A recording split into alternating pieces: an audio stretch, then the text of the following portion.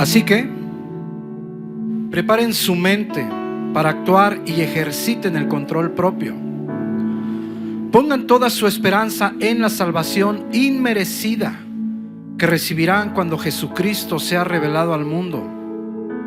Por lo tanto, vivan como hijos obedientes de Dios.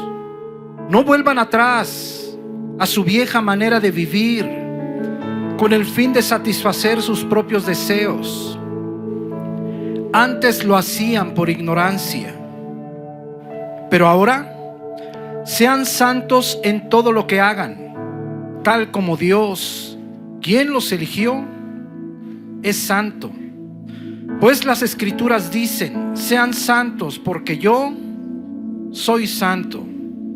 Dios de Abraham, de Isaac y de Jacob, gracias, Señor, por esta hermosa tarde de alabanza.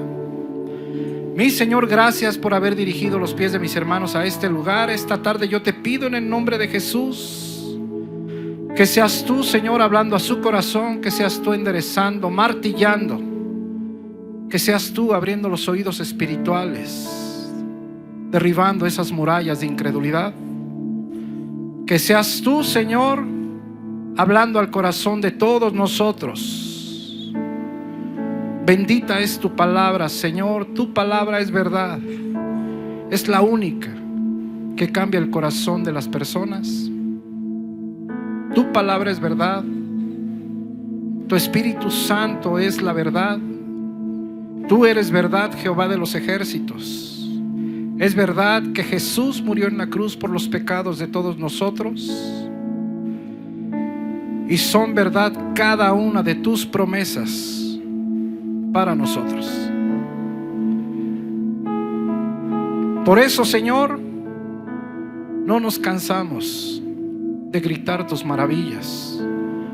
No nos cansamos de alabar tu santo nombre. No nos cansamos de levantar nuestras manos al cielo, de postrarnos delante de ti, reconociéndote como Dios y Señor, como único Dios que hizo el cielo y la tierra. Bendito seas y bendito sea tu santo nombre. Amén y amén.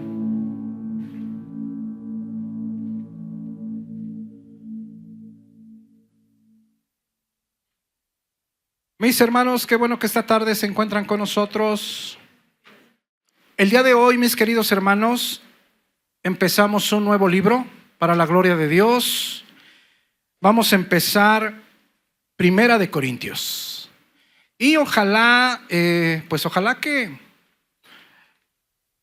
estemos al pendiente de todo lo que dice la palabra de Dios. ¿Me pones la primera imagen, por favor? Y pues vamos a introducirnos un poquito a este libro de Primera de Corintios. Vamos a ver si alcanzamos a cubrir siquiera el saludo. Mira lo que está ahí. Es el segundo viaje misionero del apóstol Pablo y se encuentra relatado en el libro de Hechos desde el capítulo 15 hasta el capítulo 18. Y este viaje fue aproximadamente alrededor del año 50. Y mira, ahí está. Salió él de Jerusalén y ahí te parecen algunos nombres. Yo creo que nos parecen familiares: Derbe, Listra, Troas, Filipos, Tesalónica, Berea. ¿Sabes una cosa, mi querido hermano? En el año 146 antes de Cristo, los romanos conquistaron a los griegos y devastaron esta ciudad de Corintio. Pero Julio César la reconstruyó en el año 46 antes de Cristo. Es importante, mi querido hermano, que nosotros veamos pues el contexto de la ciudad de Corintio, porque así vamos a entender muchas cosas que sería imposible, si no vemos estos detalles, sería imposible de entenderlas. ¿Me puedes poner, por favor, la segunda imagen? Entonces, para entender esta carta de Primera de Corintios, por eso vamos a ver hasta dónde llegamos este día. Es importante ver la posición geográfica de Corintio. que está, bueno, actualmente está en Grecia. Y así poder entender pues todos los detalles que trae la carta. Y dices tú, pues es importante dónde estaba ubicada Corintio. Sí, mi hermano, sí. Mira, ahí está lo que está coloreado, es Grecia. Y si tú puedes ver, ahí hay un circulito rojo. Ok, ahí está Corintio. Al oeste, o sea, viendo así del lado izquierdo, está el mar Jónico.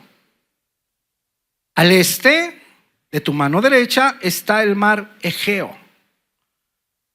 Y la parte sur de Grecia, que es esta partecita de abajo, esa es la parte sur de Grecia. Si tú te fijas, es casi una isla. Es una península llamada Peloponeso, unida por un istmo. ¿Qué es un istmo?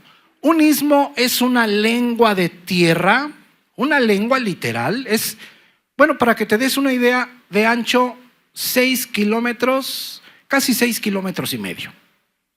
Entonces, un istmo es una lengua de tierra que une dos pedazos de tierra más grande, pero que al mismo tiempo divide el agua, o sea que tiene agua de un lado y que tiene agua del otro. Y este es el caso de ese istmo llamado Istmo de Corintio. Para que te des una idea, de aquí al Tecnológico, ¿sí saben dónde está el Tecnológico? De aquí al Tecnológico son 6.8 kilómetros. Pues esta lengua de tierra de ancho tenía 6.4. O sea, estaba más angostito, para que te des una idea.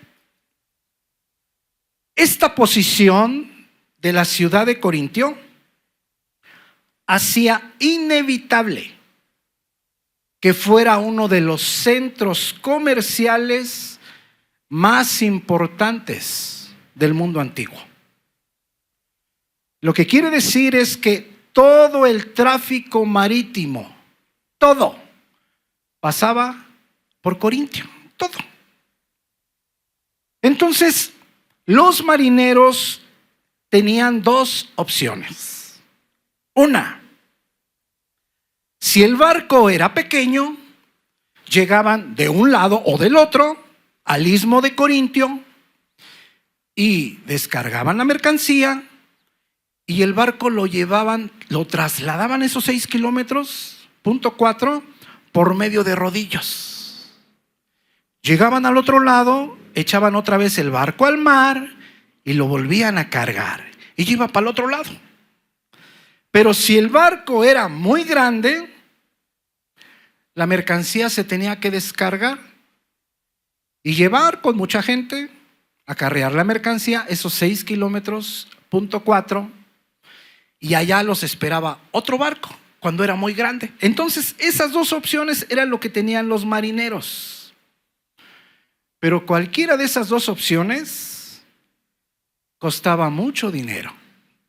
Y obviamente proveía riqueza a la ciudad de Corinto y sus habitantes.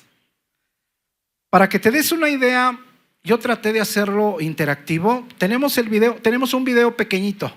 ¿Sabías que un canal en Grecia tardó más de 2500 años en construirse? Se trata del Canal de Corinto, una estrecha vía marítima que corta el Istmo de Corinto, la franja de tierra que conecta el Peloponeso con el resto de Grecia.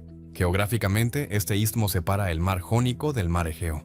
Durante siglos, los barcos que querían pasar de un lado al otro debían rodear toda la península del Peloponeso, un viaje de más de 700 kilómetros por aguas peligrosas. La idea de abrir un canal aquí surgió en el siglo VII a.C., cuando el gobernante Periandro de Corinto pensó en excavar la roca para unir ambos mares, pero la tecnología de la época lo hacía casi imposible. En lugar del canal, los griegos construyeron el diolkos, una vía de piedra por la que arrastraban barcos sobre tierra. Durante siglos, romanos, bizantinos y venecianos intentaron retomar el proyecto, pero ninguno logró completarlo.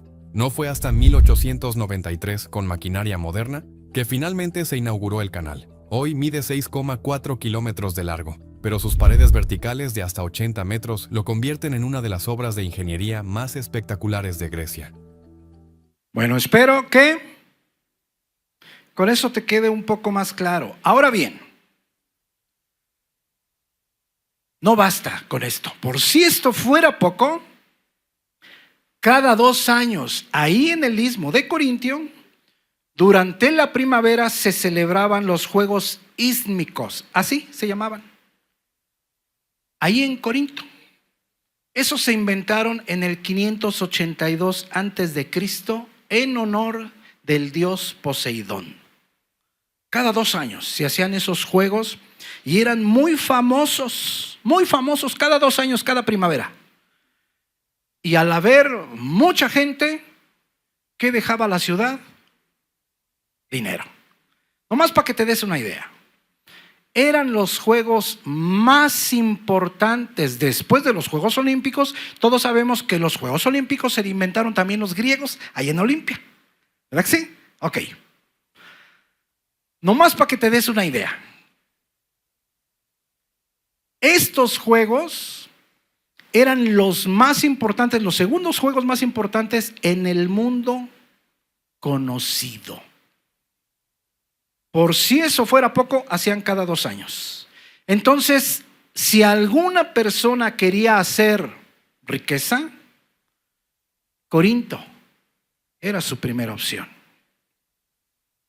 Cualquier persona que quisiera trabajo, hombre o mujer, Corinto era su primera opción. Pero ¿sabes una cosa, mi querido hermano, mi querida hermana? Que Corinto tenía otra cara. No solo la del trabajo y la prosperidad, era también el hogar de todo lo malo. Los griegos habían acuñado el verbo korintasestai, que quiere decir corintianizar. Es decir, vivir como los corintios. Es decir, vivir desvergonzadamente. Esta palabra korintiasestai, pasó al inglés. A los jóvenes ricos y disolutos que cometían toda clase de excesos, así los llamaban. Si era masculino, era corintio. O si era mujer, corintia. Entonces el nombre de Corinto era sinónimo de corrupción moral. Por encima de este istmo de Corinto se elevaba la colina de Acrópolis. Ahí encima de esta colina estaba el gran templo de Afrodita, la Venus griega, la diosa del amor. Y ahí en ese templo había 1000 sacerdotisas, que eran en realidad una especie de prostitutas sagradas. Y bajaban de la Acrópolis, bajaban a la ciudad de Corinto para ofrecer los servicios de prostitución a los de la ciudad, a los marineros, a todo aquel que ocupara de una prostituta. ¿Te puedes tú imaginar a 1000 prostitutas en una ciudad? Entonces Corinto llegó a ser sinónimo no solamente de riqueza y de lujo, sino también de borrachera, libertinaje y degeneración. Tenemos el segundo video. Mira, traje otro video para que tú puedas ver más o menos cómo estaba esta ciudad de Corinto. ¿Lo podemos poner? Hay ciudades que se hicieron famosas por su ejército, otras por sus filósofos. Pero en la antigua Corinto, el poder venía de algo diferente. Aquí pasaban comerciantes de todo el mundo griego. Barcos cargados de vino, aceite, metales y telas llegaban a sus puertos cada día. Las calles nunca estaban realmente vacías. Mientras otras ciudades luchaban por territorio, Corinto dominaba algo aún más valioso: las rutas del comercio. Y en el año 400 AC, vivir aquí significaba estar en el centro de uno de los lugares más ricos y movidos de toda Grecia.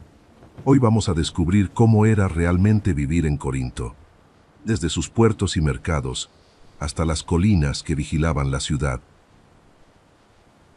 Antes mismo que el sol esté alto en el cielo, el puerto de Corinto ya está lleno de movimiento. Barcos mercantes llegan desde diferentes partes del mundo griego, cargados con aceite, vino, cerámica y metales. Para muchos viajeros, este es el primer contacto con una de las ciudades más ricas de Grecia. Marineros bajan mercancías por rampas de madera, mientras comerciantes observan y negocian. El sonido del agua contra los barcos, las cuerdas tensándose y los pasos sobre los muelles forman parte del ritmo diario del puerto. La ubicación de Corinto lo convierte en un punto estratégico entre dos mares. Muchas embarcaciones no solo llegan para vender productos, sino para continuar su viaje hacia otras regiones del Mediterráneo. Desde temprano hasta el final del día, el puerto nunca está completamente en silencio. Aquí comienza gran parte de la riqueza que convierte a Corinto en una de las ciudades más importantes de su tiempo. Las calles se llenan de movimiento y el mercado se convierte en el verdadero corazón de la ciudad. Comerciantes levantan sus puestos, esclavos cargan ánforas pesadas y viajeros llegan desde tierras lejanas. El aire huele a aceite de oliva, vino, pescado fresco y especias traídas desde lugares que muchos aquí nunca han visto. Corinto no es solo una ciudad rica, es una puerta entre dos mundos. Gracias a su posición entre el mar Egeo y el mar Jónico, casi todo el comercio que cruza Grecia pasa por aquí. Barcos llegan cargados de metales, telas finas, perfumes y cerámica. Cada día trae nuevas mercancías, nuevas historias y nuevas oportunidades para quienes saben aprovecharlas. Pero esta prosperidad no se reparte por igual. Mientras algunos comerciantes acumulan fortuna y poder, la mayoría trabaja sin descanso para mantener viva la máquina del comercio. Estibadores en el puerto, artesanos en talleres pequeños y esclavos que transportan mercancías de un lado a otro bajo el sol. Aún así, para muchos, Corinto representa oportunidad. Si sabes negociar, si tienes contactos o simplemente suerte, puedes cambiar tu destino aquí. Porque en esta ciudad, donde el dinero y los rumores viajan igual de rápido, cada día puede traer una nueva posibilidad. Corinto no era solo comercio y puertos. También era una de las ciudades más ricas y famosas de toda Grecia. El dinero que llegaba de todos los rincones del mundo llenaba sus calles de templos, estatuas, mansiones y mercados lujosos. Para muchos viajeros, la ciudad parecía casi deslumbrante. En lo alto de la ciudad se elevaba el Acrocorinto, una enorme fortaleza natural desde donde se podía ver el mar en ambas direcciones. Allí también se encontraban algunos de los templos más importantes, y el poder de la ciudad parecía dominar todo el paisaje. Uno de los lugares más conocidos era el gran templo dedicado a Afrodita. Viajeros, comerciantes y marineros subían hasta allí después de largos viajes por mar. Corinto tenía fama en todo el mundo griego por su riqueza, pero también por sus excesos. Por la noche, la ciudad no se quedaba en silencio. Tabernas llenas, calles iluminadas por antorchas, música, vino y celebraciones. Comerciantes que habían ganado fortunas, en un solo día gastaban su dinero con la misma rapidez. Corinto era una ciudad donde cualquiera podía enriquecerse o perderlo todo. Ese contraste constante entre lujo, ambición y peligro era parte de lo que hacía a la ciudad tan famosa en el mundo antiguo. En los barrios más humildes, familias enteras viven en espacios pequeños, donde el patio central es el corazón del hogar. Allí se cocina, se trabaja y se conversa mientras el día empieza. Las viviendas de los comerciantes y ciudadanos ricos son muy diferentes. Sus casas son más grandes, con columnas, patios amplios y habitaciones decoradas. Dentro de estos hogares hay esclavos, sirvientes y movimiento constante, mientras se preparan para otro día de negocios. En muchas casas, las mujeres administran la vida doméstica. Supervisan la comida, la limpieza, los tejidos y la organización del hogar. aunque rara vez aparecen en la vida pública de la ciudad, dentro de la casa su papel es esencial. Los niños crecen entre patios, calles estrechas y talleres cercanos. Algunos aprenden el oficio de sus padres, mientras otros reciben educación básica. La ciudad entera funciona como una escuela donde cada día enseña algo sobre el mundo. Así, lejos de los templos y del puerto lleno de riqueza, la verdadera vida de Corinto ocurre detrás de las puertas de sus casas. Allí se construyen familias, reputaciones y futuros en una de las ciudades más dinámicas del mundo antiguo. Corinto no es solo una ciudad rica, también es una ciudad poderosa. Su posición estratégica entre dos mares le permite controlar rutas comerciales que muchas otras polis dependen para prosperar. Desde sus murallas y fortalezas, la ciudad vigila constantemente el movimiento de barcos, viajeros y posibles enemigos. Los líderes de Corinto saben que la riqueza atrae tanto aliados como rivales. Por eso, además del comercio, la ciudad mantiene soldados entrenados, murallas fuertes y vigilancia constante en sus caminos y puertos. El poder aquí no se muestra solo en oro, sino en organización y control. En las plazas públicas, ciudadanos influyentes discuten decisiones que afectan a toda la región. Comerciantes ricos, políticos y estrategas entienden que cada acuerdo comercial puede convertirse también en una alianza o en una amenaza. Mientras tanto, la vida continúa para la mayoría de la población.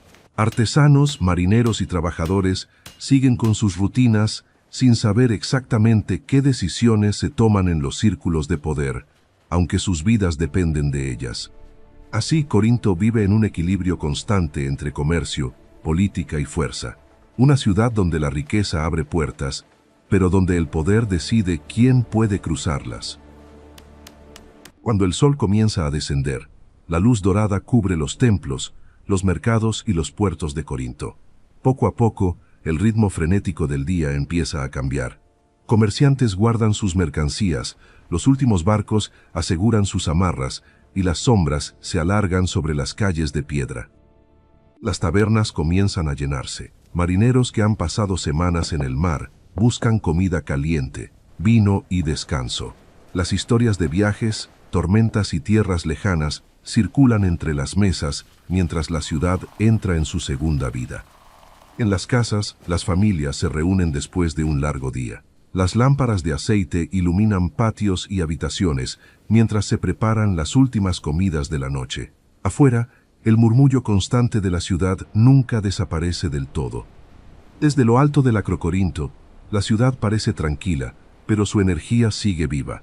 Incluso en la oscuridad, Corinto sigue siendo un punto de encuentro entre culturas, riquezas y ambiciones.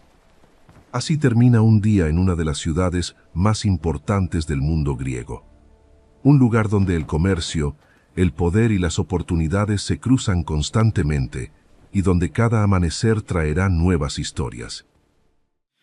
Mis hermanos, pues bueno, esto es para que se den una pequeña idea. Y con esto en mente vamos a lo que sigue. El apóstol Pablo llegó a esta ciudad de Corinto y predicó ahí por 18 meses.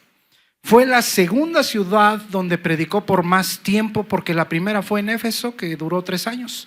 Aquí duró 18 meses. Y debido a esto, mi querido hermano, pues la iglesia de Corinto tenía muchos detalles. Era excepcionalmente divisiva, carnal e inmadura.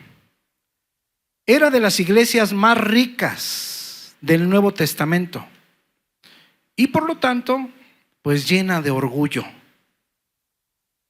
Pero era de las más ricas, de las más orgullosas, pero era de las que menos daba. Era de las que menos daba. No les gustaba aportar para la obra de Dios.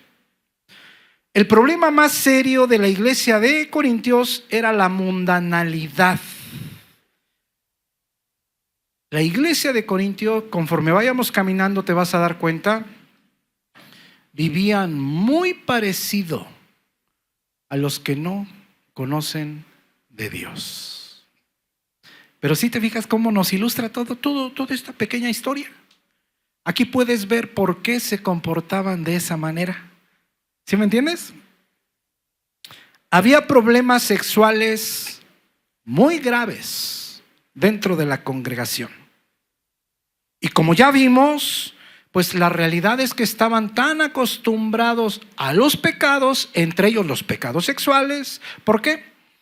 Porque aquí no lo dice explícitamente, pero había cientos de tabernas. Cientos de tabernas. Y es más, había tabernas una tras de otra. Entonces, los pecados sexuales para ellos era normal. De hecho, en 1 Corintios 5 trata un pecado sexual en específico. Un cristiano tenía relaciones sexuales con su madrastra. Y les dice el apóstol Pablo, en lugar de echarlo fuera de la congregación, dice, ustedes se llenan de orgullo. Y le dicen, ay, mira este muchachote. Todas esas cosas, mi querido hermano, pero es por todo esto. De hecho, esta iglesia de los Corintios fue la causante, o fue una de las causantes por las cuales, si te acuerdas que la iglesia primitiva cada 8 días hacían lo que le llamaban ellos la fiesta del amor. Pues ellos fueron los causantes de que se terminara la fiesta del amor. Porque se reunían y uno se emborrachaba antes. Otros llevaban su guisadito, pero decían, no, yo no le doy ni a fulano, ni a sutano, ni a mengano. Mejor me lo como yo. Y me cae bien fulano y le hablo. Y me cae bien sutano, le hablo. Entonces, ese tipo de problemas había en esta iglesia de Corintio. Había abuso de los dones espirituales dados por el Espíritu. Entonces, el enfoque principal de esta carta, podemos ir a 1 Corintios 1:1, por favor. El enfoque principal de esta carta es la corrección. La corrección. Aquí en la Escritura tenemos 1 Corintios y 2 Corintios. Pero aquí mismo se habla de otras 2 cartas. De otras 2 cartas, una donde se trataban pecados sexuales y otra la carta severa. Y yo le decía a mi hermano Julio, pues también el apóstol Pablo era un hombre de Dios, pero también era ser humano, mi hermano. Y esa carta severa, no te quepa duda, que ya lo han de haber tenido hasta el gorro al apóstol Pablo. De verdad. Conforme vayamos caminando, tú vas a ver la serie de detalles, mi querido hermano, que tenía esta iglesia de Corinto. Pero ¿qué crees? Que muchos de los detalles de Corinto, de repente los tenemos en las congregaciones. No aquí. No aquí. En otras congregaciones. Sí, porque no vayas a decir tú, ay, ese es para mí. ¿Qué crees? Que sí. Sí, mi querido hermano, sí. Es para ti. Para ti, para mí y para todos. Para todos. Mira cómo empieza la palabra de Dios. Vamos a ver si cubrimos por lo menos el saludo. Vamos a leer la palabra en el nombre del Padre, del Hijo y del Espíritu Santo. Amén. Pablo, llamado a ser apóstol. Apóstolos en el griego y quiere decir enviado, mensajero, misionero. Tenemos que poner atención en el saludo, mi querido hermano, porque este tipo de saludo el apóstol Pablo lo usaba en este caso porque era una carta dura, fue una carta fuerte. Prácticamente todo es corrección. Todo es corrección. Entonces, Pablo, llamado a ser enviado mensajero o misionero de Jesucristo, y les dice, por la voluntad de Dios. Enviado misionero, mensajero de Jesucristo por la voluntad de Dios. porque Él quiso. Y el hermano Sóstenes, ¿me puedes poner por favor la diapositiva 1? Entonces Pablo empieza hablando con autoridad. ¿Por qué? Por el contenido correctivo de esta carta. Y para que te des una idea, yo puse aquí algunas citas, mira, en esta diapositiva. Segunda de Corintios 1:1, otra vez. Pablo, apóstol de Jesucristo, por la voluntad de Dios. Miren, en la iglesia de Galacia, ¿te acuerdas lo que estaba sucediendo con los Gálatas? Se estaban desviando. No se fueron de la iglesia, ojo, no se fueron de la iglesia, participaban de la predicación, participaban de la alabanza, participaban de todo lo que hacían en la congregación, pero se estaban desviando, ya se había desviado su corazón, ya se había desviado. Entonces, en el capítulo 5 hay necesidad de que les diga el apóstol Pablo cómo se comportan los hijos de Satanás y cómo se comportan los hijos de Dios. Cuando les dice, y manifiestas son las obras de la carne: adulterio, fornicación, inmundicia, lascivia, idolatrías, hechicerías, enemistades, pleitos y bla, bla, bla, bla, bla, bla. Mas el fruto del Espíritu, mas los hijos de Dios se comportan de esta manera: amor, gozo, paz, paciencia, benignidad, bondad, fe, mansedumbre, templanza. Los Gálatas tenían falsos cristianos. Aquí en Corintio también había falsos cristianos. Casi todas las iglesias del Nuevo Testamento. Y si hace 2000 años había falsos cristianos, después de 2000 años, ¿te parece que los hay? Yo creo que hay más. Por eso, aquí en Gálatas 1:1 les dice: Pablo, apóstol, enviado, mensajero, misionero, no de hombres, ni por hombre, sino por Jesucristo y por Dios el Padre, que lo resucitó de los muertos. ¿Sí te fijas la seriedad? ¿Sí te fijas la seriedad, mi querido hermano? Mira, Efesios 1:1. Y aquí en Efesios dice, ¿y por qué tanta seriedad? ¿Sabes por qué? Por la doctrina tan impresionante de la que habla en Efesios. Por eso aquí dice: Pablo, apóstol de Jesucristo por la voluntad de Dios. Colosenses, ¿te acuerdas que no conocía la iglesia de Colosas? ¿Te acuerdas quién fue el fundador de la iglesia de Colosas? Epafras. ¿Te acuerdas? Ok, pues dice: Pablo, apóstol de Jesucristo por la voluntad de Dios. No se conocían personalmente. Y entonces era necesario decir: yo, Pablo, soy misionero. Soy enviado por Jesucristo, por la voluntad de Dios. Y en primera de Timoteo y segunda tú puedes ver un saludo similar. ¿Te acuerdas que de Timoteo decía mi hijo amado o verdadero hijo amado en la fe? ¿Sabes por qué? Intuyo yo que es este tipo de saludo: apóstol de Jesucristo por mandato de Dios nuestro Salvador. Porque si tú te fijas, gran parte de las dos cartas, bueno, la primera le estaba enseñando cómo deben ser las cosas en la iglesia de Dios, pero la segunda era correctiva. ¿Y te acuerdas que ya le iban a caer la cabeza? ¿Sí te acuerdas? Ok, entonces mira, estos tipos de saludo, regresa por favor a primera de Corintios 1:1, por favor. Esta carta empieza muy solemne, empieza con autoridad porque es totalmente correctiva. Pablo, llamado a ser apóstol de Jesucristo por la voluntad de Dios, y el hermano Sóstenes, versículo 2, a la iglesia de Dios que está en Corinto, a los santificados en Cristo Jesús, llamados a ser santos, con todos los que en cualquier lugar invocan el nombre de nuestro Señor Jesucristo, Señor de ellos y nuestro. Detente ahí un poquito. Quiero que te concentres en la primera parte.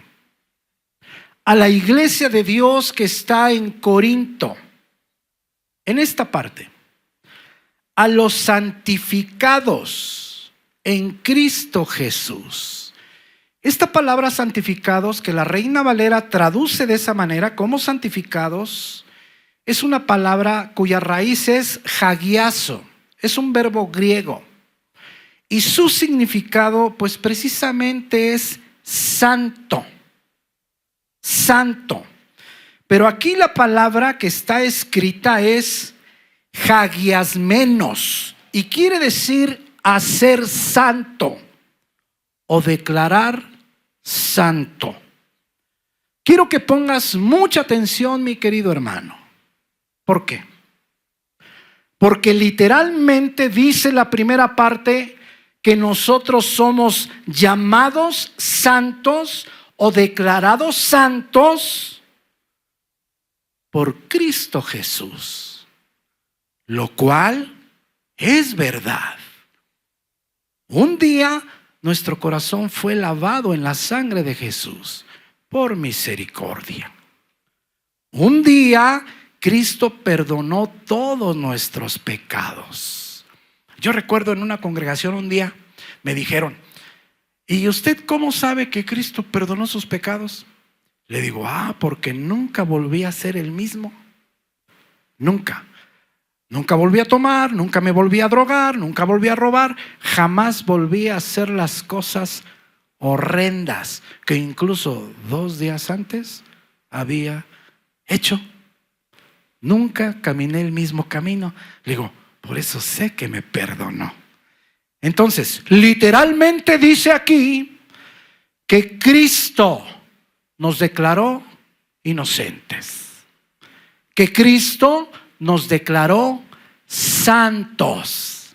¿Hasta ahí vamos bien? Ok. Vamos a seguir leyendo. Llamados a ser santos. Esa palabra que la Reina Valera traduce de esa manera, llamados, es kletos. Y quiere decir efectivamente llamado. Quiere decir invitado. Pero quiere decir también con la tarea. La primera parte dice que que la sangre de Cristo o por Cristo fuimos declarados santos, fuimos declarados inocentes. Pero la segunda parte dice que estamos invitados, que estamos llamados, que tenemos la tarea de ser santos. Y dices tú: bueno, pero entonces, ¿cuál es la que vale de las dos? Las dos. ¿Dios nos santificó por medio de la sangre de Cristo? Sí.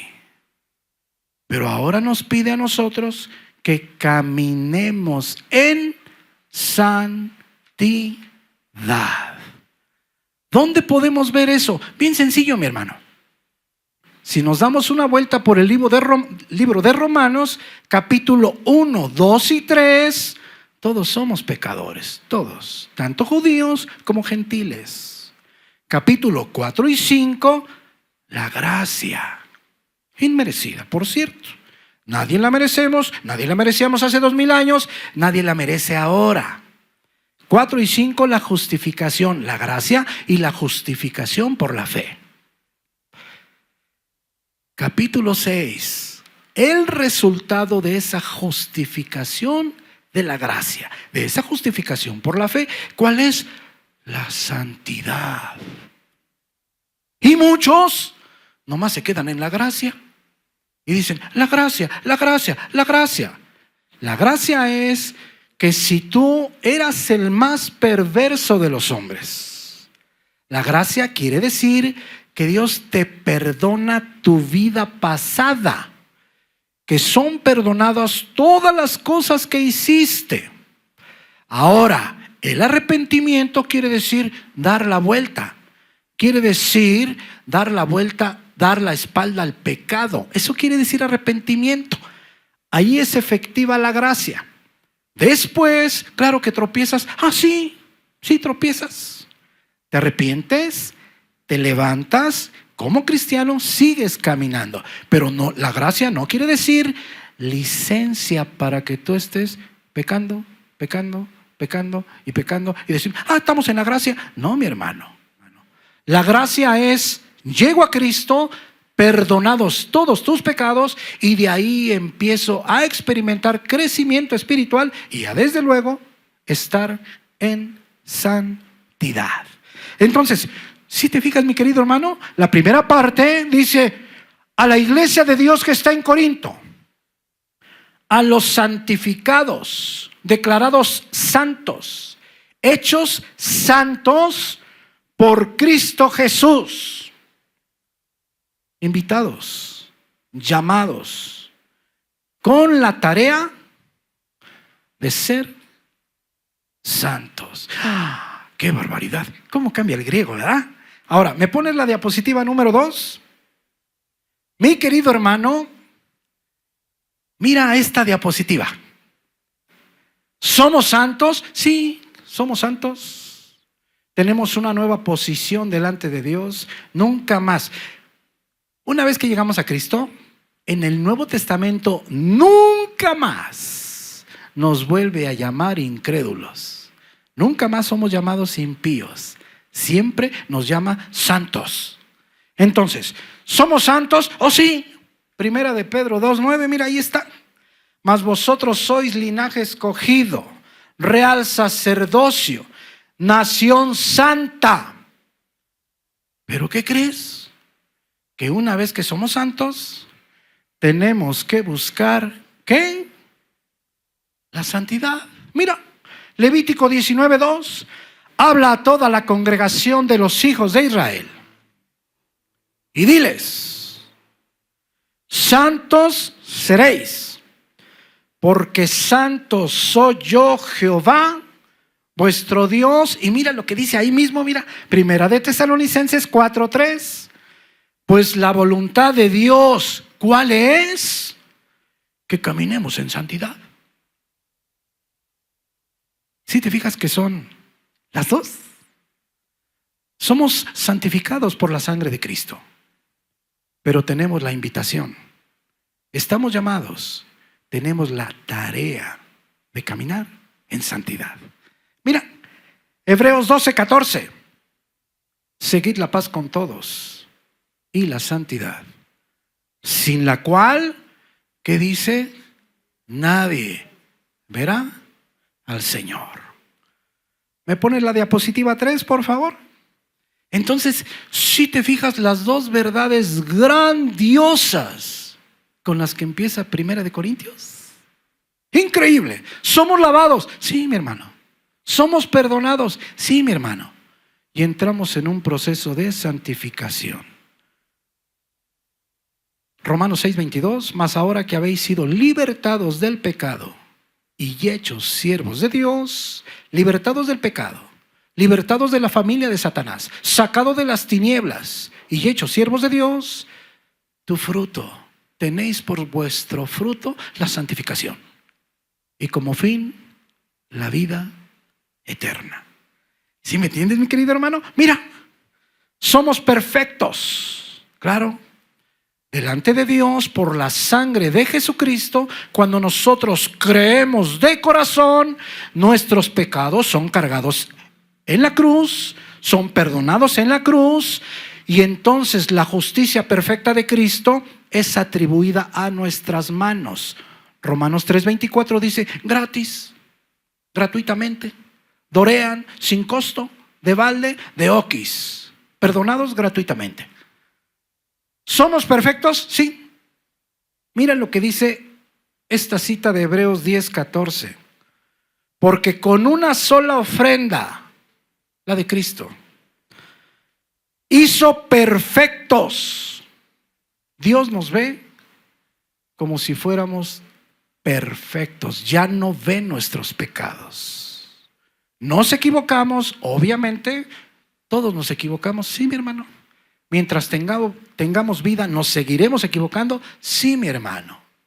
Hijitos míos, dice el apóstol Juan, primera de Juan, estas cosas os escribo, dice, para que no pequéis.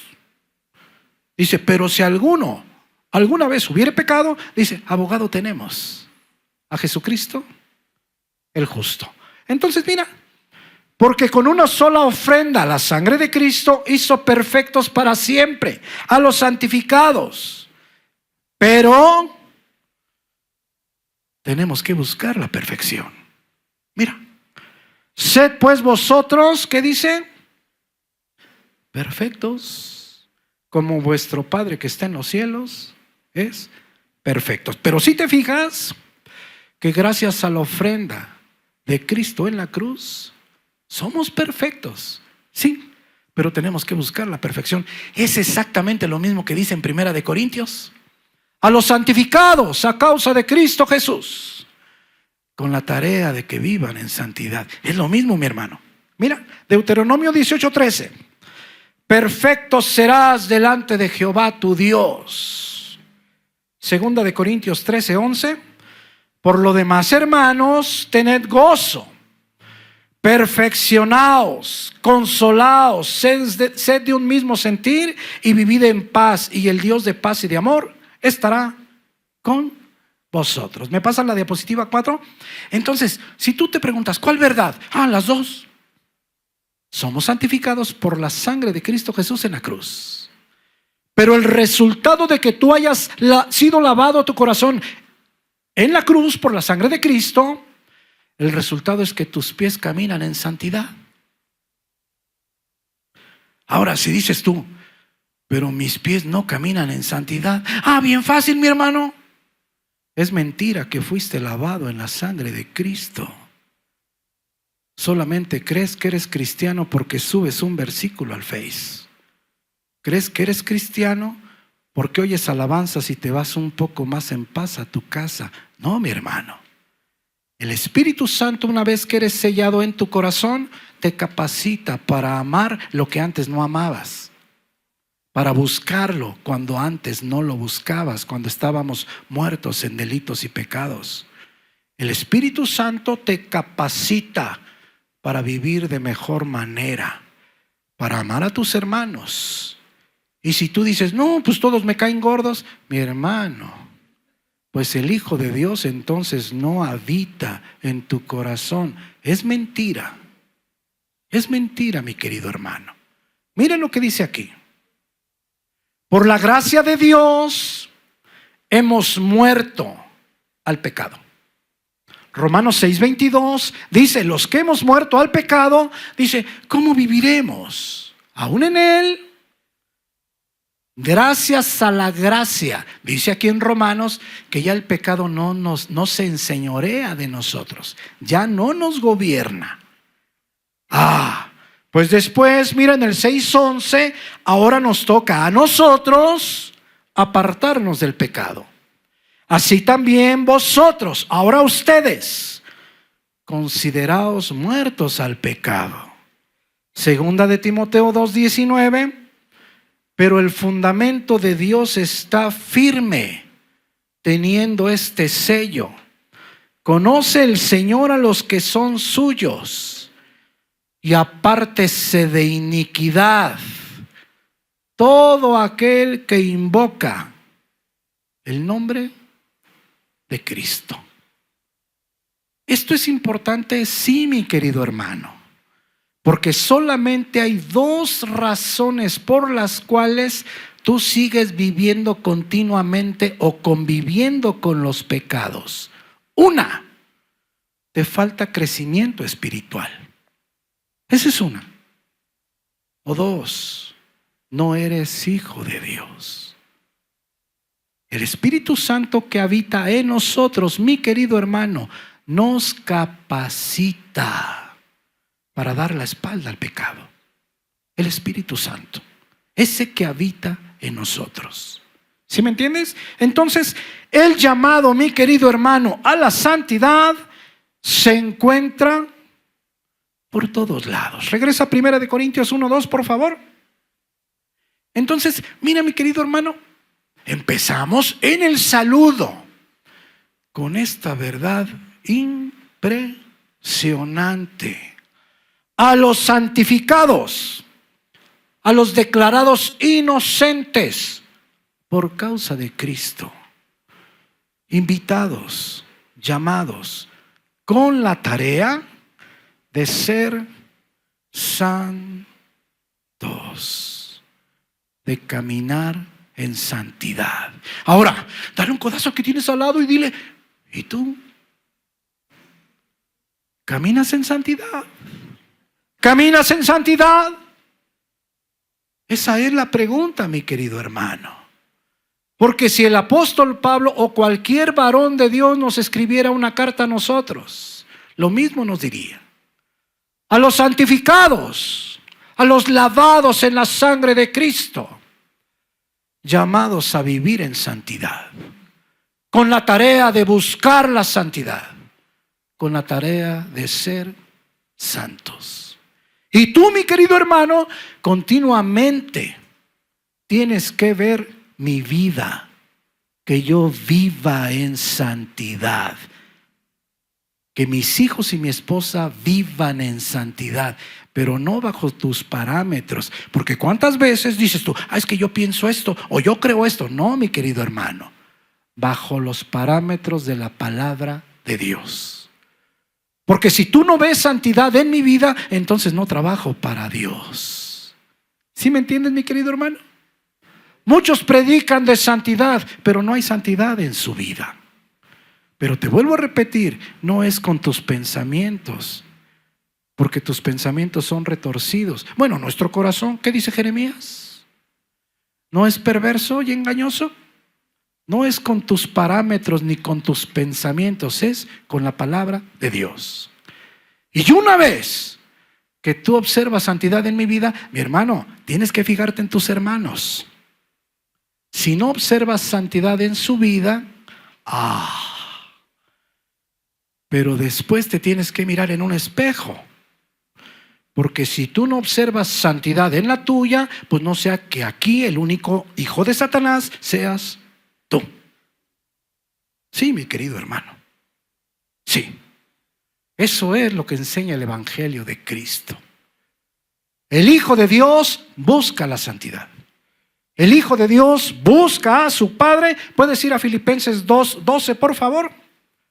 Y mira, mi querido hermano, para no irnos a medias, la Escritura nos provee de la receta para la santidad. ¿Cuántas cocineras tenemos?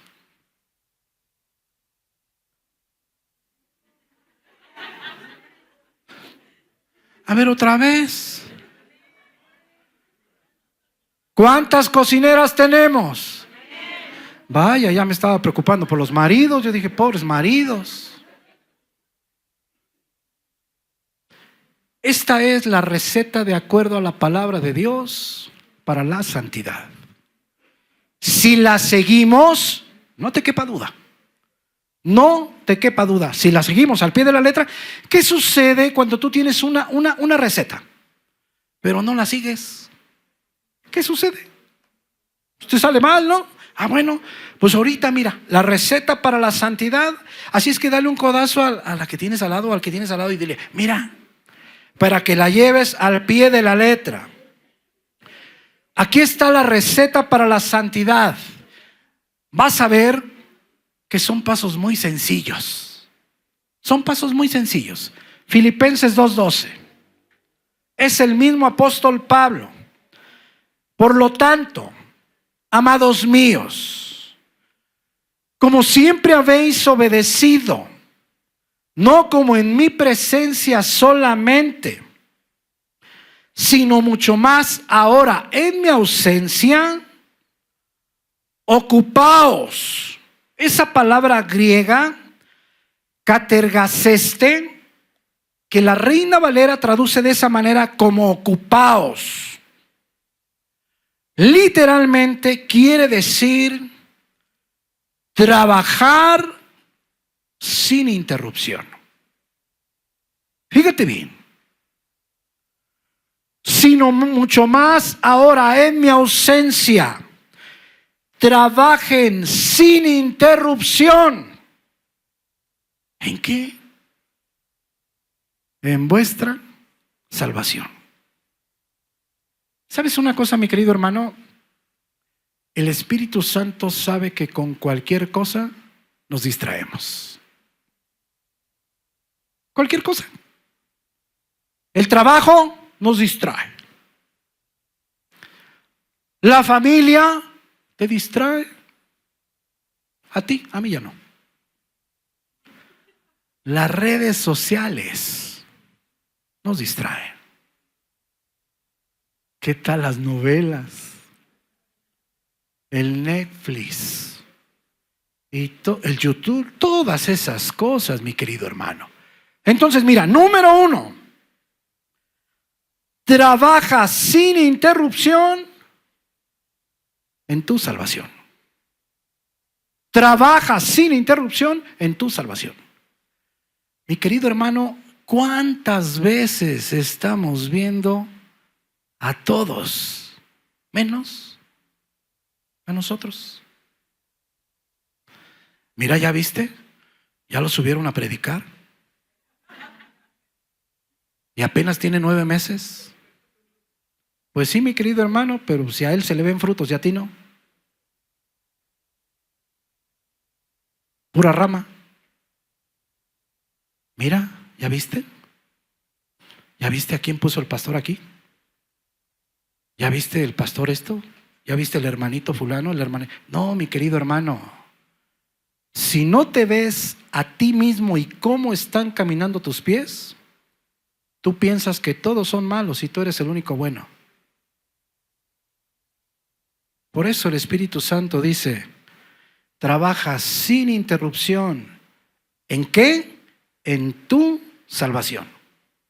En tu salvación, y añade, con temor y temblor. Esa palabra que la Reina Valera traduce como temblor, lealtad sincera o con escalofrío. ¿Por qué? Porque dice Hebreos, porque no sea que nos deslicemos y perdamos una salvación tan grande. ¿Me puedes ayudar con el piano, por favor? Entonces mira, número 1, trabajen sin interrupción, con temor y temblor. Versículo 13. Ahora, esto es impresionante, mi querido hermano. Se puede trabajar sin interrupción en tu salvación. Sí, mi hermano. El Espíritu Santo esa es la capacidad que nos da. Por eso acá en 1 de Timoteo 1:12 dice, doy gracias al que me fortaleció, dice el apóstol Pablo, al que me dio el poder. Porque el apóstol Pablo todo el día se pasaba en el templo, pero no era hijo de Dios. No era hijo de Dios. Saulo de Tarso diezmaba hasta lo que no se debería de diezmar, pero no era hijo de Dios. Por eso dice, doy gracias al que me fortaleció, a Cristo Jesús nuestro Señor, porque me tuvo por fiel poniéndome en el ministerio, habiendo yo sido antes blasfemo, perseguidor e injuriador, mas fui recibido a misericordia. ¿Por qué? Porque lo hice por ignorancia, en incredulidad. Mi querido hermano, el Espíritu Santo te da esa capacidad de trabajar sin interrupción. ¿Sabes una cosa? Si tú no tienes hambre y sed de Cristo, hambre y sed de su palabra, si a ti no te emociona alabar a Dios como un solo cuerpo aquí, si a ti no te emociona venir a oír el consejo de Dios, si a ti no te duele cuando alguien enferma y lo vas a visitar, no te duele cuando alguien pasa un problema y tratas de ayudarlo, hay algo que está mal en tu corazón. ¿Cristo viene pronto? Sí, mi querido hermano, pero no viene por las congregaciones más grandotas, no viene por los que nos reunimos los fines de semana, no, viene por los que han aprendido que el amor es la principal característica de los hijos de Dios. Ese es por la iglesia por la que viene Cristo. Ahora bien, ¿es posible trabajar sin interrupción? Sí, Porque el Espíritu Santo te da esa capacidad. Mira, porque Dios es el que en vosotros produce el querer como el hacer. Esa palabra produce, energeo, te hace actuar, te da la energía para que lo busques, te da la energía para amar a quien antes no amabas, te da la energía y el poder para perdonar lo que antes a tus fuerzas no podías perdonar. Es el Espíritu Santo el que te da esa capacidad. Por eso aquí el versículo 13 dice, porque es Dios el que en nosotros produce querer y hacer por su buena voluntad. Y sigue la receta, versículo 14. Sigue la receta. Primero, trabajar sin interrupciones en tu salvación. No estés volteando a los lados. No estés volteando a los lados. Voltea a ver qué camino están caminando tus pies. Versículo 14. Haced todo sin murmuraciones. Esa palabra murmuraciones es gongusmos. Gongusmos en el griego quiere decir sin queja. Quiere decir hablar en voz baja o hablar en privado. Haced todo sin hablar en voz baja, sin murmurar de los demás. Y la segunda parte, mira, contiendas, dialogismos, disputas, discusión, debate. Es muy sencilla la receta. ¿Me pone la diapositiva 5, por favor? Mira, número 1, la receta para la santidad: trabajar sin interrupción en tu salvación con temor y temblor. Número 2, haciendo todo sin murmuraciones o hablando en voz baja. Hay personas, mi querido hermano, hermanos y hermanas, que nada les parece. Si es de cooperación para traer carnitas, dicen, ay, es que están saladas, es que están frías, casi ni me dieron salsa. Si es de guisados, ay, a mí no me gusta cocinar. Nada les parece. Nada les parece. De lo que se haga, nada les parece. Mi querido hermano, todas las iglesias del Nuevo Testamento, todas tenían detalles. Todas. Decía mi hermana Lulú, decía, y si encuentras la iglesia perfecta, pues no te metas porque la vas a corromper. Es cierto. Es cierto. Es cierto. Hay quienes no les gusta nada, sí. Quienes no están de acuerdo con nada, sí, mi hermano.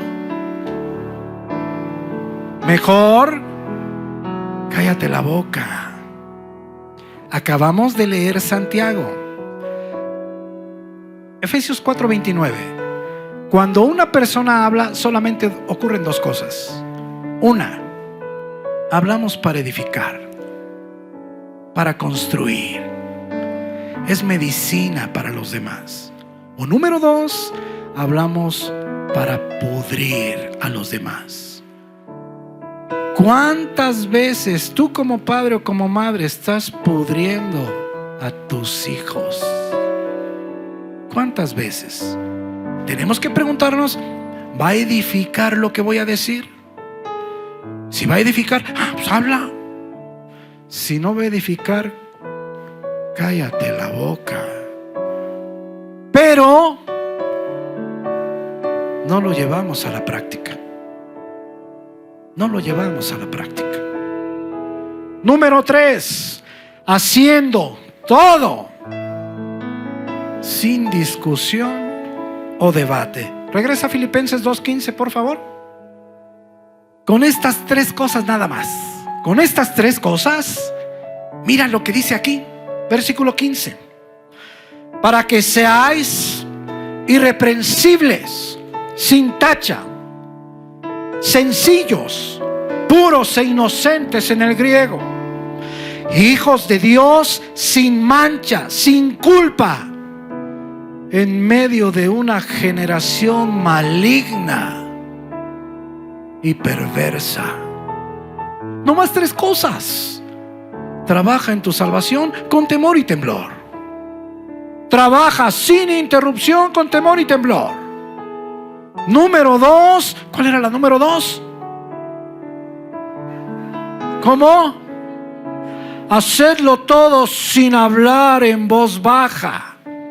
3, hacedlo todo sin pleitos ni contiendas. Mira, para que seáis sin tacha, puro, inocente, sin culpa, en medio de una generación maligna y perversa. Esa palabra maligna, escolios, en el griego, de ahí obtenemos la palabra escoliosis, columna vertebral torcida. En medio de una generación maligna, malvada, engañosa, torcida, perversa, diastrefo, corrompida, podrida, trastornada, confundida. Solamente esas 3 cosas. Y hay una más. Siguiente versículo, por favor. Versículo 16. Asidos. Epeco en el griego. Aferrarse, tomar firmemente, detener con fuerza o prestar cuidadosa atención. Asidos de la palabra de vida. ¿Dónde está la palabra de vida? En la Escritura. Porque si tú te quedas solamente con lo que yo te digo, ¿y qué tal que yo te esté engañando? ¿Qué tal? ¿Qué tal que yo te esté manipulando? ¿Qué tal? Tú tienes la obligación, mi querido hermano, de que mi predicación, ir a tu casa y decir, a ver si es cierto. Y si es cierto, mi querido hermano, más vale que obedezcas. Y si no es cierto, mis palabras puedes echarlas por tierra. Mira la 4. Asidos de la palabra de vida, para que en el día de Cristo yo pueda gloriarme de que no he corrido en vano, ni en vano he trabajado. ¿Me pasas la diapositiva 6, por favor? Mira la diapositiva 6. 4 ingredientes. Número 1, trabaja sin interrupción en tu salvación, con temor y temblor. Número 2, haz todo sin murmuraciones, sin hablar en voz baja. Número 3, haz todo sin discusión ni debate. Y número 4, aférrate. Toma firmemente la palabra de Dios. Esa es la receta de la santidad. 4 ingredientes nada más, que si tú pones a la práctica a partir de hoy, mi querido hermano, mi querida hermana, nuestra vida es diferente, totalmente diferente. Ve por favor a 1 Corintios 1:1. Mi querido hermano, yo estoy emocionado en este nuevo libro que vamos empezando, porque vamos a ver muchísimas cosas importantes. ¿Y qué crees? Que muchos nos vamos a ver en ese espejo. Y la finalidad es que cambiemos de camino. Que cambiemos de camino. Pablo, llamado a ser apóstol de Jesucristo por la voluntad de Dios. Y el hermano Sóstenes, a la iglesia de Dios que está en Corinto, a los santificados en Cristo Jesús, invitados con la tarea de ser santos, con todos los que en cualquier lugar invocan, esa palabra importantísima, invocan en el griego, quiere decir tienen el derecho, pertenecen al pueblo, tienen el sobrenombre, eso significa tienen el sobrenombre de cristianos. A todos los que invocan el nombre de nuestro Señor Jesucristo, Señor de ellos y nuestro. Versículo 3. Gracia y paz a vosotros de Dios nuestro Padre y del Señor Jesucristo. Mis queridos hermanos, pues vamos empezando. Y me encantan las verdades espirituales. Impresionante. ¿Somos santos, declarados santos por la sangre de Cristo en la cruz? Sí. Pero estamos invitados, estamos llamados, tenemos la tarea de caminar en santidad. Dice Pedro que de esa manera confirmamos si realmente fuimos llamados. Si realmente fuimos llamados. Dios de Abraham, de Isaac.